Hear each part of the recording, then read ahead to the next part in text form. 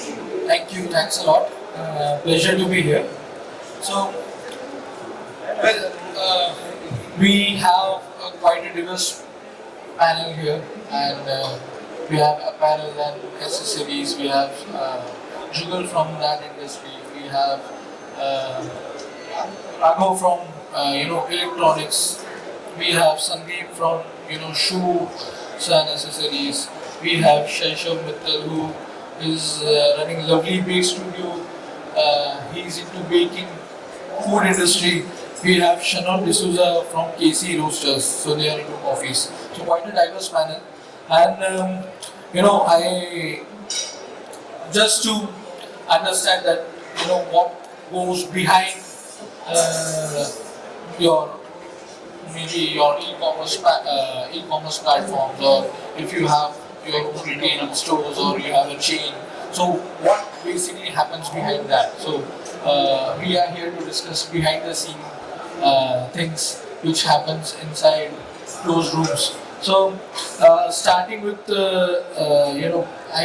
I'm just going to throw up questions. They are very general. Anyone can take these questions and let's see how we go ahead about it. So, how do you guys develop a clear strategy that incorporates market shifts while remaining focused on your core business? I mean, Shannon, if you want to take this. Yeah, we're in the coffee business, and organic shifts are really important because, say, you're opening a cafe, you want to have standard SOPs, particularly with specialty coffee. It's quite fresh, so you want to have SOPs and keep the product standard so customers know what they're enjoying. And yet, the customer wants to come in and have a unique experience each and every time. So every time you're opening a store, they want to have a unique experience and a feature. And so I think you have to find that balance between why is the customer coming and what is that traditional ritualistic coffee that they're looking for, and make sure you have that.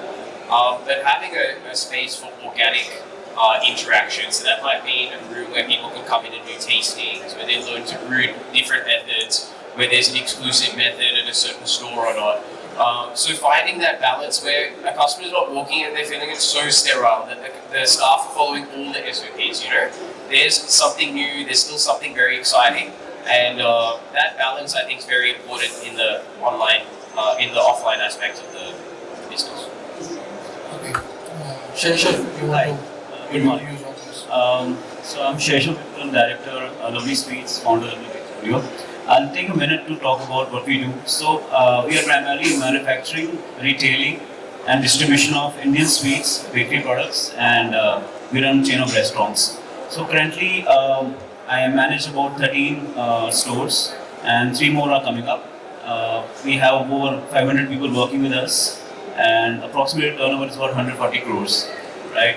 So in terms of the shift, when I look back, 10 years back when I started one store of Indian sweets, at that point of time, the showroom size was about 25,000 square feet, right, which I still run.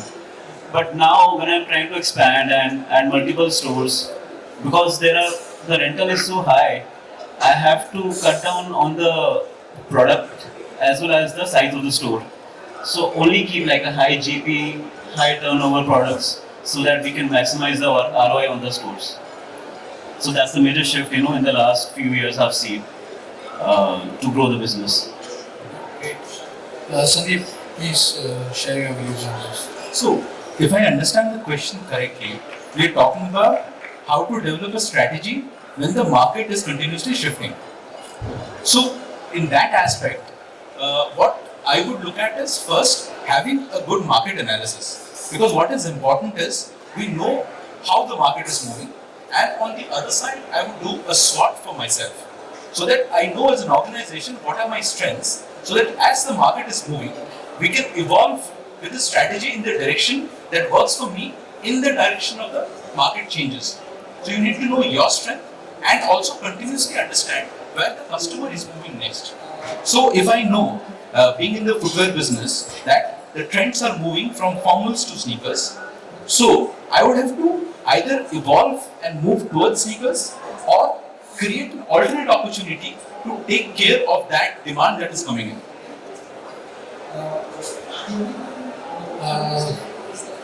we have Raghav. Raghav, if you can put some light on this. Um, Good morning to the five of you all who've come to listen to us this morning.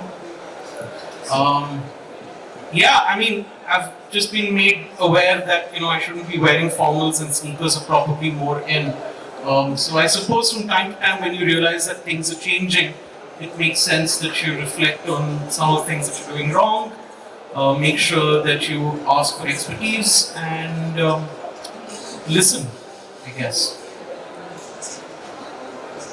I mean, you're in the business of selling headphones and electronics, so Yeah.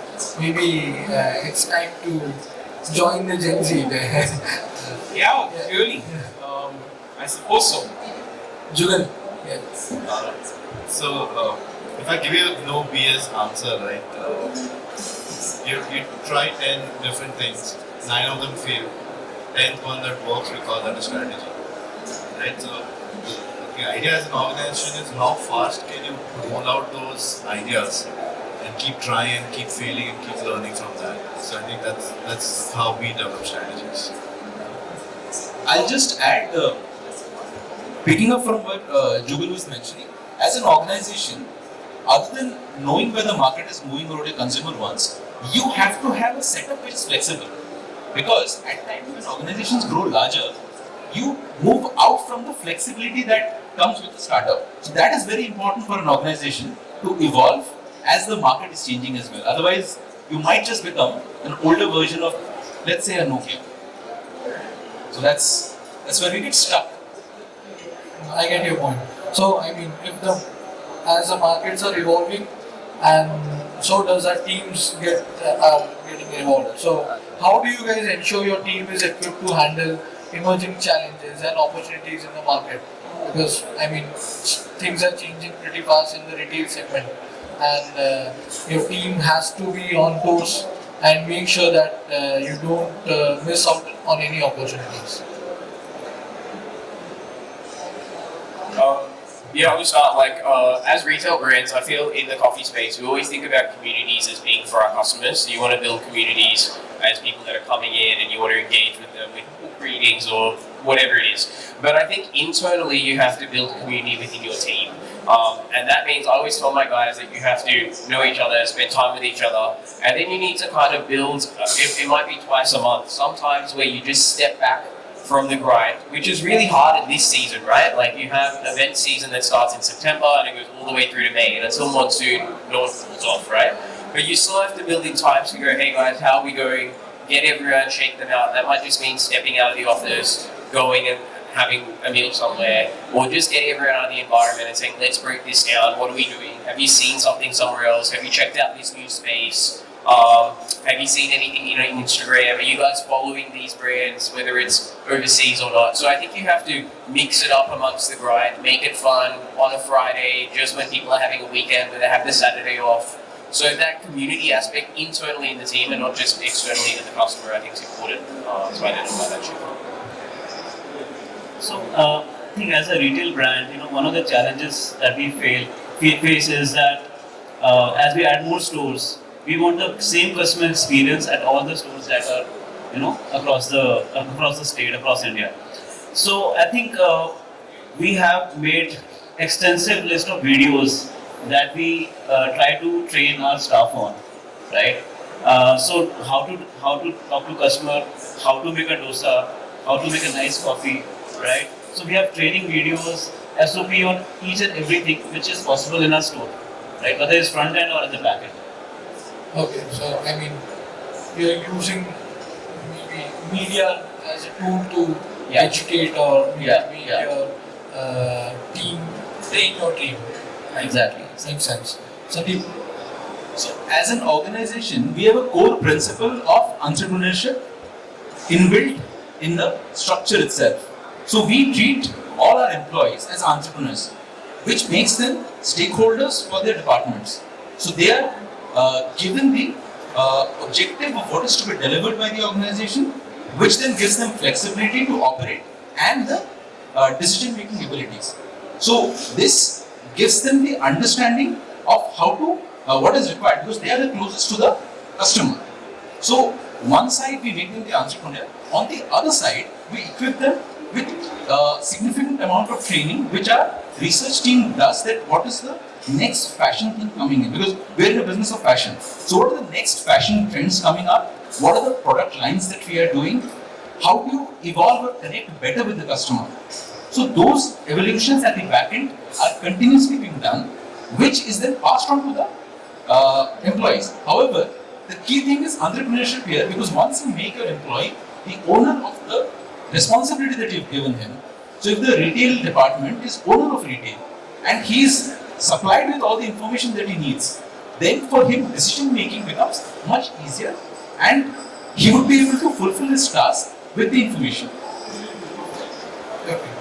Raghav, what is your take on this? Man, these are such smart answers. These guys really know what they're talking about. I don't know if I'm going to be able to give you an educated answer. My approach is usually to, as things are changing, ask the team to change, and if they don't, change the team. That's at least what I do. That makes Jugal. sense. So yeah, Most intelligent response I've heard. so I think for us it's mainly just having that culture of learning, right, which is so deep within our entire team. My personal team is completely remote and distributed. So just developing and maintaining that culture of constantly sharing learning, sharing things. I think most of the learning happens passively, where people are just sharing articles like, hey, I found this, check this out, and then everyone jumps in on that conversation. And you kind of come to know who's contributing, who's not, and it just gives you a general idea of how the team is learning and evolving. I mean, I like to add one more point.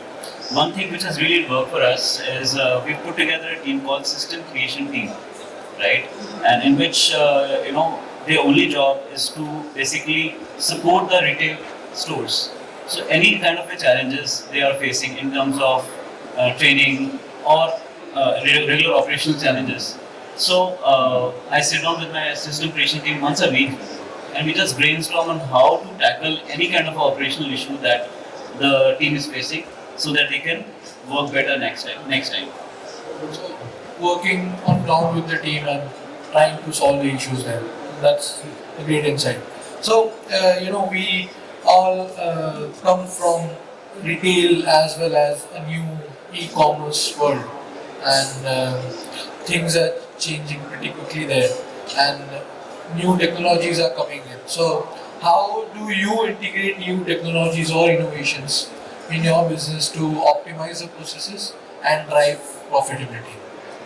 Shannon, you want to take this? I think the most important thing with technology is we talk about disruption, and we want to disrupt the market, and you want to create advertising, you want to pull consumers.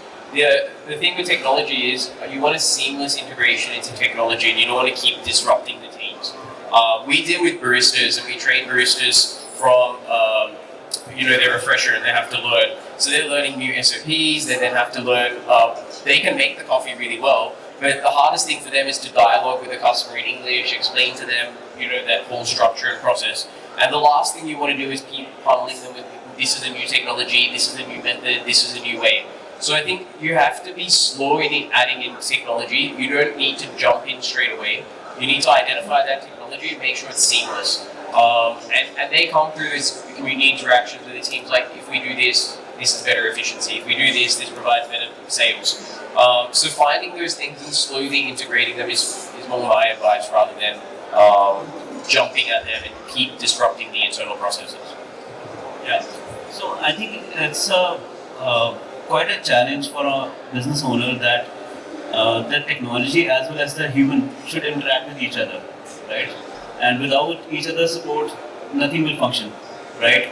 So the approach which I take is I sit down with my employees and ask, and I tell them what is it in it for them once they adopt the technology. What is their benefit once they adopt the technology?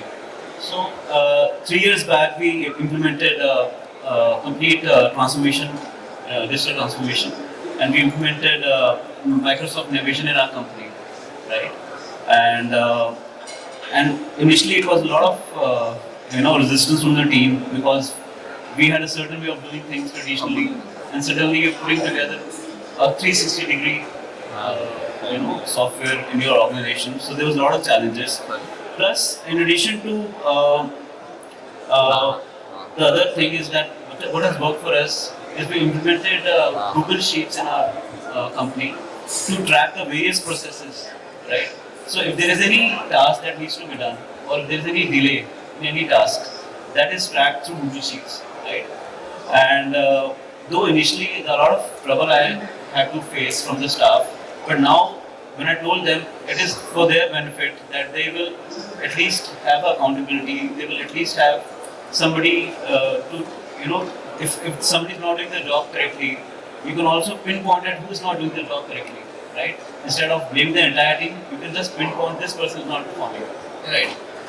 So that these two integration of technology has really helped for us and helping us in scaling to further new heights. Yes, Sandip. So in terms of technology, quite a bit of it is helping us on the sourcing side. So today we are using, for example, 3D printing for sampling our soles.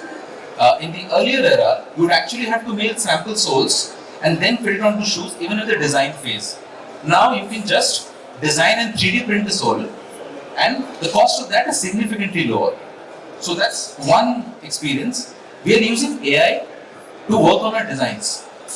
So when we are doing a footwear design with the designer, he also then uses AI to improvise it further, which gives us an edge in terms of adding nuances which the designer might have missed.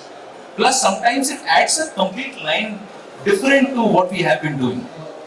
So some of our new ranges that we have done, which are far younger than our traditional product line, because typically our brand like Bugatti is targeted at a 30+ audience, and we are looking at now addressing a customer in early 20s. There, AI has helped us de-age the product quite a bit.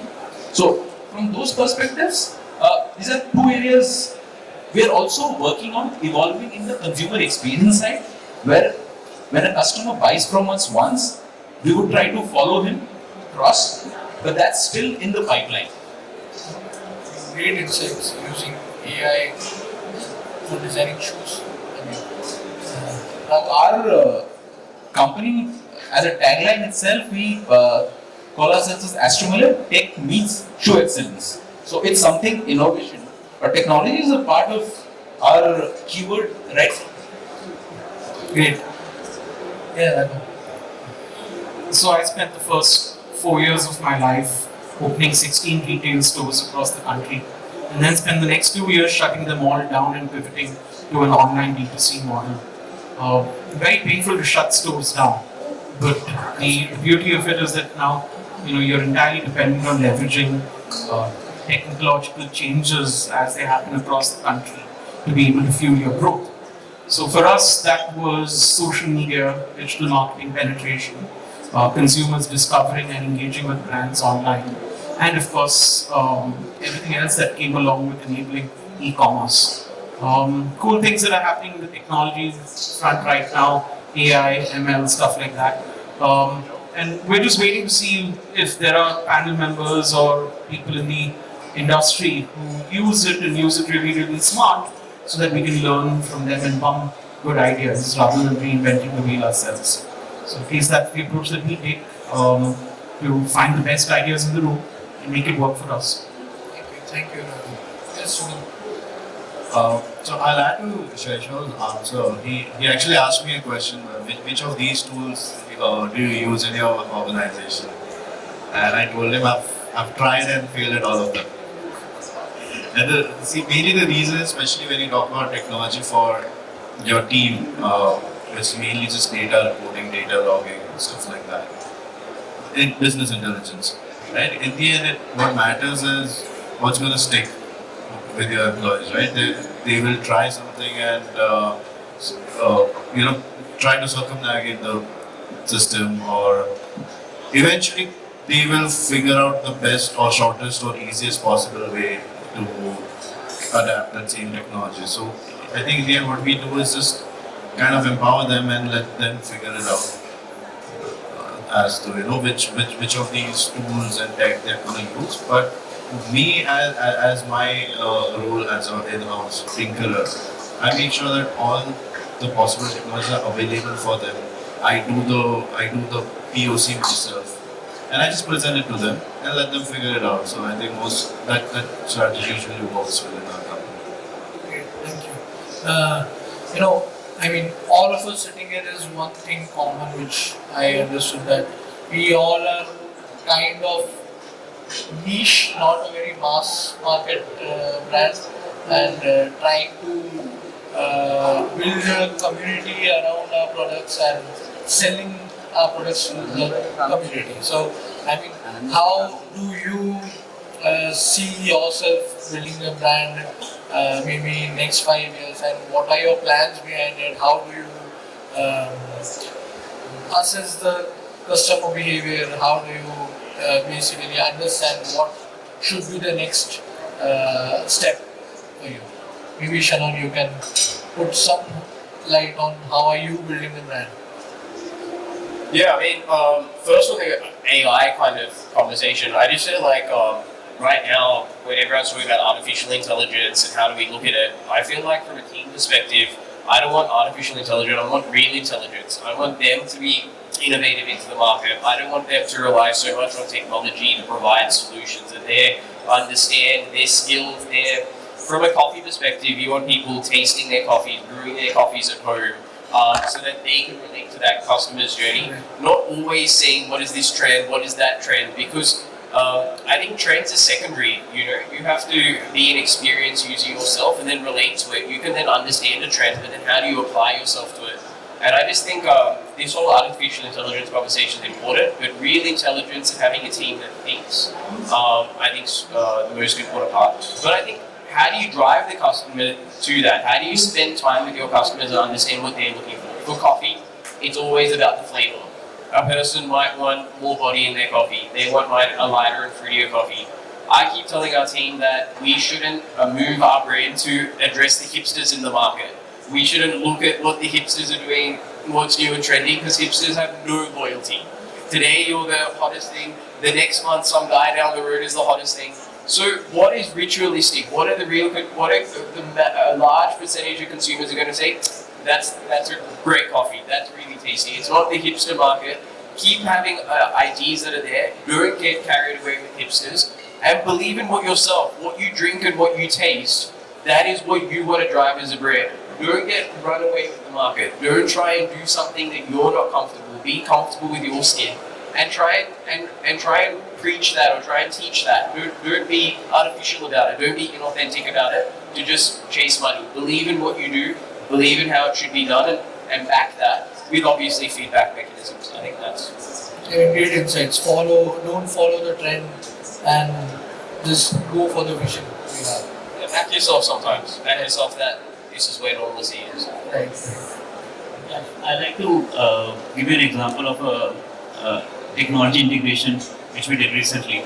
So one of my stores in the university, it's called Lovely Professional University, and every day we do about 1,500 bills per day. And the students of the come to our store, and so in 2 hours I see about 500 students coming to our store, right? So the cash still becomes very busy, at that point of time. So to tackle that situation, we started one app. We tied up with .pay.com, right? And now the students can order whatever they want to eat, right? Sitting in their classroom, right? And they can just visit the store and pick up whatever they want, right? So approximately 30% of the transactions are through .pay app, which was phenomenal. And the adoption of the technology is so fast in Gen Z, and I don't see it in any of other stores that we have, right? So I think just listening to the customers and just understand their pain points, we were forced to adopt the technology so that we can solve our customers' problem and make them happy. Thank you. Yes, Sandip. So we're talking about brand building here, right? So from brand building perspective, while as an organization we have several brands in we have a legacy of about a century now. We're 96 years old. So when we started recently for launching a new brand, we actually started very differently. The product came much later. It started with a concept and we got into building a community. So we have last month launched a brand called Newbeat, which is a footwear brand, but this is something that started with music because the inspiration is a brand, a product which real musicians will wear for their choice. So it started off building a music community.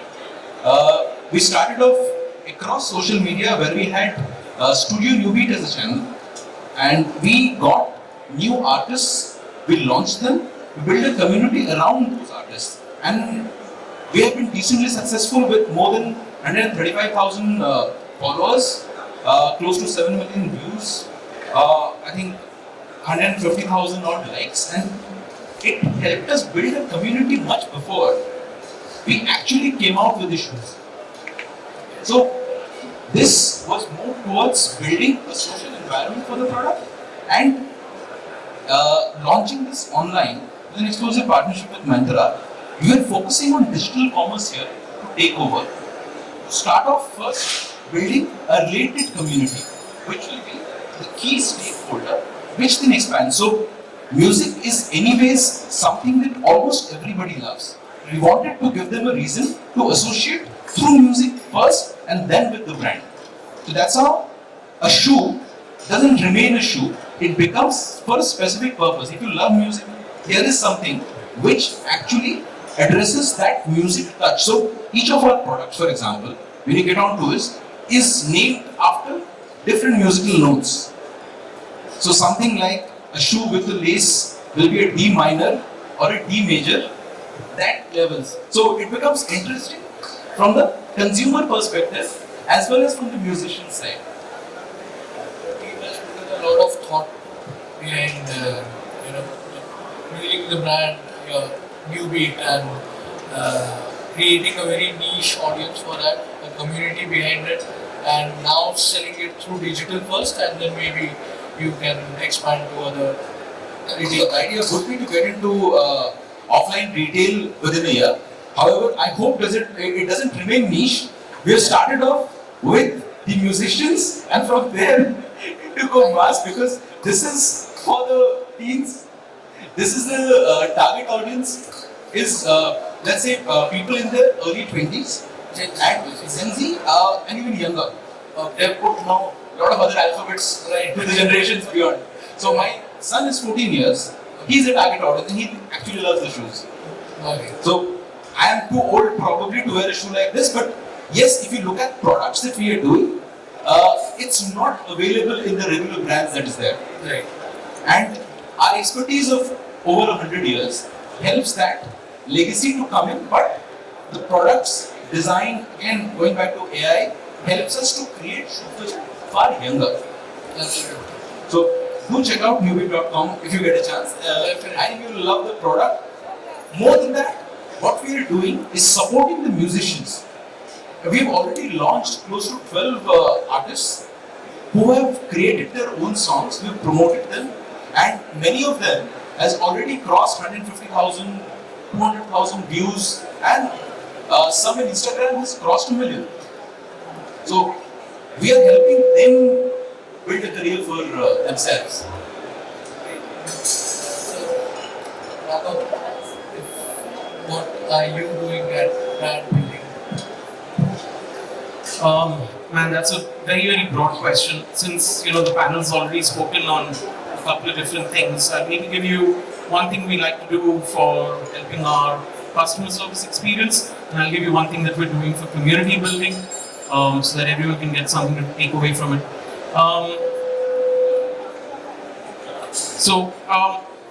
I'm a big fan of using the telephone for creating customer delight and brand building. I'm not a big fan of customer service through bots and AI, so you'll find that we like to advertise that when you pick up the phone and speak to us, you speak to a human. So we get anything between 450 to 500 phone calls every day, and I absolutely love that because over that 10-minute conversation, you're getting 100% attention of your most invested audience for you to tell them whatever you want to tell them for free. So I really like that. You'll find that the kind of products that we sell, you don't just go onto the internet, look at a particular headphone and buy it. The kind of headphones we sell are very, very fancy. You typically want to speak to one of us to understand what the hell this headphone's about and how you're going to use it. So it makes a lot of difference for us to be able to win over the customer's trust, be able to leave a lasting impression on them, and we do it at virtually zero media cost. We're just encouraging people to speak to us on the phone. Now, community is a really nice buzzword that we all use for brand building. I simply define community as loyal customers who come back and buy again and again and again. Everything else is, I think, a little bit of a romanticized notion of what really matters in the business. And so what we do is very simple. We throw all our customers into a Facebook group. That's it. We don't advertise. We don't tell them all the cool shit we're doing. We're not going to tell them about every new product and promo that we have. None of it. We simply just throw them into a Facebook group, and I wake up every morning to hundreds of notifications of people talking about the coolest new headphone that they bought and how they can hear things in this headphone that nobody else can, and how theirs is bigger than somebody else's, and how somebody else is cooler than theirs. Literally all day long, all day long. And that really helps us build the community in the truest form, where we simply take everybody who's like-minded, throw them into a room, and let them get into an echo chamber where people understand. When you buy a 1 lakh rupee or a 2 lakh rupee headphone, your mom thinks you're crazy, your children think you're nuts, your wife has already disowned you. But when you come to a community event like ours, or you go onto a Facebook group like ours and talk to other audiophiles, finally you feel like somebody understands you. And that's made a big difference for our business. We do about 85 crores a year, and about 70% of our revenue comes from customers buying the second, third, fourth, fifth, sixth, seventh, eighth. Talking to the customer, I mean, that is, you're sticking more to the basics of business, talking to your customer first, understanding the need and giving the product for them. Great. Yes, Jugal. Also, I really like this whole internet forum thing that you talked about. Right? That's the classic internet. We used to log into forums every day and check the updates from the previous day. That was like the original form of online communities, which is now obviously on Facebook groups or WhatsApp communities and stuff. I think in terms of brand building, so there are two schools of thought, right? One is you go where the crowd is, or second is you pull the crowd towards you. And none of them are wrong. It depends on what your strengths are. So I think we do a little bit of what Shannon said, right? We present ourselves as the thought leader. We stay true to our personality, and whoever relates with that personality comes and joins the Bombay Jugal family. And of course, community is also there. Usually you can't just create a community for a brand. But people need to have a purpose, right? I can't gather a bunch of people and say like, hey, we all like clothes. That's pretty stupid. So the purpose, what we do is we've picked a niche for people who love to travel. And anyone who travels usually are not going to wear your regular shirt and pants, right? So we have taken that angle to sort of create that common interest that holds the community together. And that's been helping us build the brand. Thank you so much. Thanks a lot. Coming to my final question, as we are short on time. So, I mean, what would be the best advice you would like to give to aspiring retail CXO, maybe a CFO or a CEO? I mean, we all are co-founders or founders of our own organization, so we must have had our own experiences. And from that, what would be the best advice you would like to give? Experience is the new phenomenon. We always say that a customer will always remember how they felt.